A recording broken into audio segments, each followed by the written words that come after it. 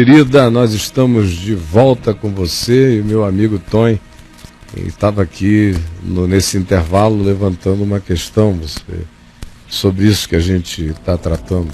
É uma coisa engraçada que a gente vai vendo é que se você está mais tempo na caminhada ensinando o Evangelho, e se o Evangelho que você ensina é verdadeiro e é de Jesus Cristo, quanto mais você ensina, menos dependente de você aquela pessoa vai ficando. Claro. Ela vai se ligando verdadeiramente a Deus, vai se ligando a Ele em espírito, vai descobrindo. Não é a espiritualidade, não. É descobrindo que existe um espírito verdadeiro que se chama Deus e que comunga com o espírito verdadeiro dele que se chama o fulano que ele é. Aí do pastor que o cara ele vai perdendo aquela aura de pastor e vira o irmão Fonseca. Isso quando as pessoas chegam com aquele olhar pagão que projeta num ser humano uma aura de um ente superior espiritualmente. Porque se ela nem chegar com esse espírito, ela vai entender muito mais rápido. Por isso é muito mais fácil você ensinar o Evangelho para pessoas sem nenhum transfundo de impressão religiosa, seja ela de que natureza seja, porque praticamente, universalmente, todas as religiões têm as suas figuras totêmicas, importantes, têm os seus santos veneráveis, têm os seus entes de representação espiritual daquele conceito, daquela ideia ou daquela certeza, seja lá o que for. Mas no Evangelho você vê Jesus agindo de maneira diferente, querendo ensinar a andar com as próprias pernas, e chega aquele momento em que ele diz: convém-vos agora que eu vá, que eu seja retirado de vocês. Veja se essa não é uma intenção enorme de ensinar os seres humanos a andarem com as próprias pernas.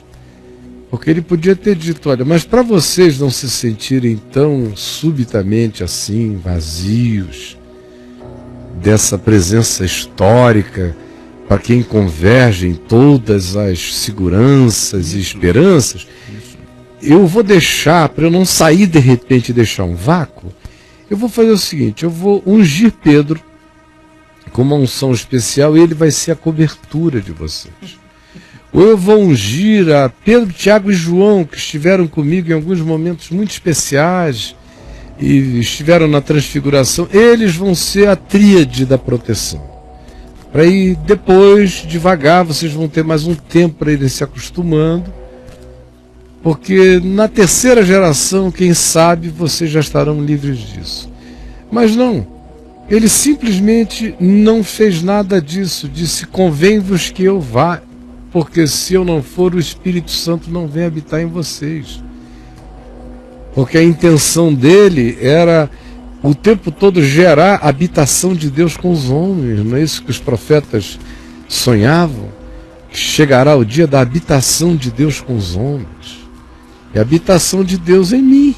E que houvesse uma ligação verdadeiramente espiritual e não carnal, claro, física, porque ele é espírito. Claro. E nós também somos espíritos. Tem que cair todo o altar desse paganismo que tem facetas diversas e sutis, vinculando pessoas a pessoas. Por isso eu passo o dia trabalhando contra isso na minha vida, porque aqui e ali, apesar de todas as relativizações históricas que eu sofri, as verdadeiras e as inventadas e as exacerbadas, sejam elas de que natureza sejam, apesar disso, se você estimular, eu não estimulo nada, eu trabalho contra isso o dia inteiro. Mas mesmo com esse trabalho desconstrutivo, há pessoas que chegam com uma necessidade tão grande de se entregarem a alguém, de serem completamente conduzidas e levadas por alguém. Se você não for honesto e sincero, você vai acolhendo por compaixão e fazendo mal por misericórdia. E esse é um mal que eu não quero fazer a ninguém. É o mal do bondadismo, de acolher coisas que fazem mal a alguém só porque o indivíduo no momento está se sentindo bem, mas está se sentindo bem para o mal da vida dele, da mente dele, do futuro dele.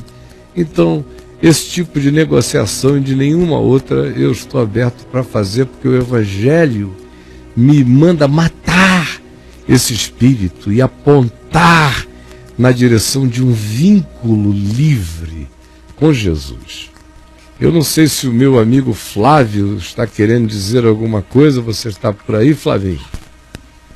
Claro, estou acompanhando aqui e refletindo também sobre isso e sobre o pano de fundo também. No fim das contas, a gente está falando também sobre controle, né, Caio? As mentezinhas, eu estou acompanhando aqui no chat, estou acompanhando também no Facebook, muita gente que está vendo o Papo de Graça.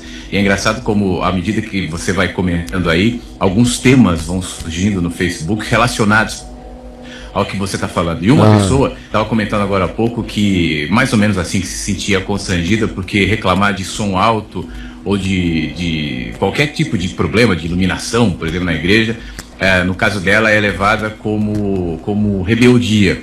Então, é engraçado, isso está totalmente relacionado ao que você está falando, e é uma pessoa que certamente está assistindo a VMB-TV.